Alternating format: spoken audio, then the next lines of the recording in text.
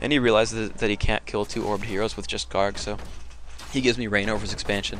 And I make a mistake in actually not going for the Slaughterhouse and instead going for the Necropolis, but I figured, I don't know, I wanted to get rid of the expansion presence, and if I could, force him to make his Acolytes from his main, it'll give me a little bit more time in getting his expansion up, so whatever. I staffed that one with a coil in the air, actually, well, coil reared up, basically. But he starts focusing the Demon Hunter, and that starts to scare me, because I'm getting owned really hard. And, I should have been mana burning the Death Knight, but I keep trying to mana burn the Lich for some reason, and then I get coiled, and I actually start hitting staff, and for some reason it doesn't, or TP. Like, before the coil hit the air, I was like spamming TP and it wouldn't go off for some reason, so I make a mistake in dancing this Dryad again, that's ping, but I rejuved it, and I should be able to keep it danced long enough that it wouldn't die. But I try to pick up a heal scroll, but he managed to take both of those before I can do anything about it, I think. And then I just pick the invulnerability potion, because I'm worried about him killing my Panda, but also I want to get his Lich dead. And I know he can't do anything about the Lich anymore because he has no mana, so that just gets chopped down. I staff home some low bears, and now I realize that, again, he can't do anything to me. So I force his Demon Hunter away, I start focusing his Death Knight, and he makes a mistake, and just, I don't know, letting his Death Knight go down and force a TP, but basically my push was well timed and I managed to push down his expansion. And even though he had a bunch of Gargs and he almost had his Lich with an orb, it's just, bears are durable enough, even with, actually he made a couple mistakes in that, he's hitting my Demon Hunter with his Spirit Towers, and I did rejuve him at the very start of the battle. I was able to staff home bears that got low, and I was able to land 2 very, very strong Haze Fires on his Gargoyles.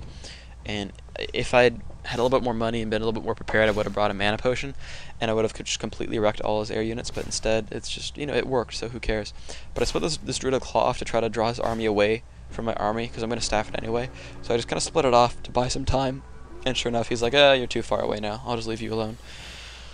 But I do have really bad lumber now, and I have, yeah, there we go, I got a Shredder already though, so I have enough lumber now, and I just start producing. I'm going to make a Moonwell pretty soon. I'm getting just upgrades right now, 2nd armor, because I figure Haze Fire and Dryad Poison are 2 of my largest damage outputs, and it's really just keep my units alive is really all I need. So I just go for armor at this point. Even though if you look at pure unit stats, the attack is more efficient. Armor really, with everything weighed in, I think with spell damage, not being affected by upgrades, and the poison not being affected by upgrades, I just need durable units. I need my Dryads not to get ripped right away, so I just upgrade that real quick. So, I don't make a Moonwell yet. Oh, there we go, there's the Moonwell. And I basically just, I'm checking on upgrades, saying, yeah, I'm already getting an upgrade, alright, I have money. And then I just charge into his base, because I realize my army is so much better than his at this point. He's at 45. His Lich is dead. He's not getting it. No, he is getting it now. Okay. I'm going for the shop right away. I mean, one, it's very easy to kill, and Blizzard made a good choice in making shops very non-durable, making it a target of opportunity, because they're one of the reasons that it's so hard to push at someone's base, and there's a good staff use right there. Basically, what you do when you staff a unit, and this is just cleanup at this point, it doesn't matter. When you staff a unit, you staff it, and then you select it individually. You basically you click the staff, you click the unit, and then you click the control group that it's a part of, and you shift click that unit out of the group and you reset it before you enter any more commands. Or if you do enter a command, tell it to stop manually, and then remove it from the control group. But just reset the control group without that unit in it, or you're gonna run a low HP Dryad into the battle. And if your APM and multitasking is really good, then if it's like a Dryad or a bear, you can just tag a Dryad onto a Moonwell and then run it back into the army, or if it's a bear, just unmorph it, basically keep it part of the army, unmorph it, run it across the map, rejuve it when the morph is done, just, every 2 seconds, check back in your control group, make the bear do what it needs to do, morph it back when it has its HP again, and then it'll show up with full HP later on in the battle. And that's how you really want to try to micro those kind of things, but, I mean, either way, it really, the early game was better than my last audio. I stole the creep, but I got level 3, and it was just in time. I got to force off his Death Knight. I mean, really just, this wasn't so much decision making as the last one. It's just, I mean, a lot of this is just logical choices. I need my expansion, here's how I sort of did it. I need to push his expansion, here's how I did it. And I'm sort of proud of the micro I did at the first expansion jack, because I did a lot of damage and delayed his tech and stuff. That worked pretty well for me. But yeah, I mean, his builder was actually pretty intelligent. He had a lot of money by the time Tier 2 hit to go expand. He just couldn't get it running.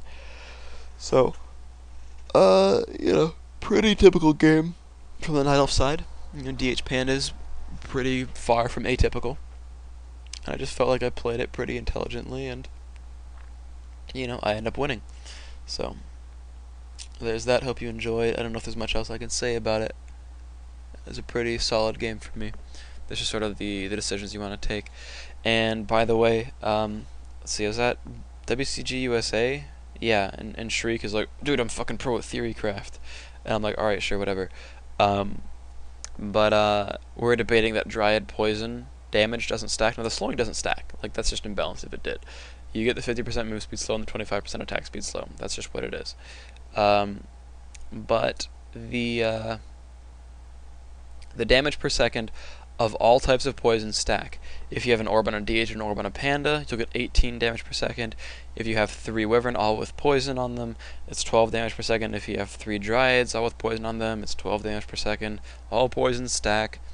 And whoever was arguing me about it, it was either Phreak or someone else, I don't remember. But, yeah, so there's that. Poison damage stacks, which is why Dryad Focus can bring down units rather quickly, as long as it's not an abomination with coil. Because, yeah, poison is nice, but even if you let poison go for all 3 ticks, it's less damage than the actual Dryad shot itself. So they're not exactly doubling their damage output. Anyway, because they attack for their gold, for their food, actually, for their food, their damage per second, because of their attack speed and especially their range, is not particularly high. They're certainly good units, but the poison is really what makes them good units, their abilities. So, anyway, just throwing some random Theorycraft out there, some numbers out there for you guys. Yeah, so there's the game. Alright, peace, bye.